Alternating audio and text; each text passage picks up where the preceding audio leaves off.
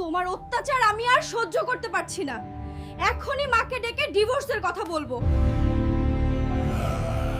তোমাকে দেখে নিব আমি। তুমি আমাকে চিনো না, আমি কি করতে পারি। হ্যালো মা, আমার কথা মন দিয়ে শুনো। তুমি এখনই এই বাড়িতে আসো। হ্যালো টুনটুনি, কি হয়েছে মা? কেন আমাকে যেতে বলছিস? তোমার জামাই আমার মাথা খারাপ করে রেখেছে। তুমি এক্ষুনি এসো মা, এসে ডিভোর্সের কথা বলে যাও। আমি আর ওর সাথে সংসার করতে চাই না।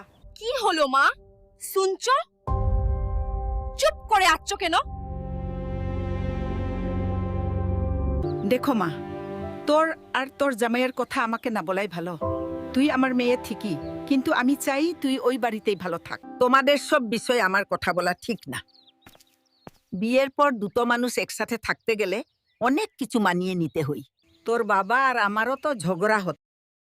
তোর আর তোর জামাইয়ের সম্পর্ক একদিন ঠিক হয়ে যাবে, কিন্তু আমি ওইখানে গিয়ে কথা বললে আমার আর জামাইয়ের সম্পর্কটা খারাপ হয়ে যাবে।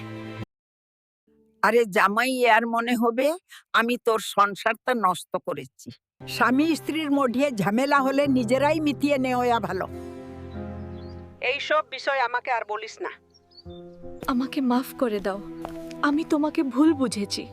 বাবা মায়ের সঠিক শিক্ষাই একটা ছালেও মেয়ের জীবন সুন্দর হয়। বাবা মা যদি অতিরিক্ত সংসারে নাক গলাই তখনই সংসার ভাঙে। বন্ধুরা, আমার স্টোরি বিফোর ইউ চ্যানেলের ভিডিও দেখতে কেমন লাগলো অবশ্যই কমেন্টে জানাবেন। আর হ্যাঁ, লাইক এবং সাবস্ক্রাইব করতে ভুলবেন না।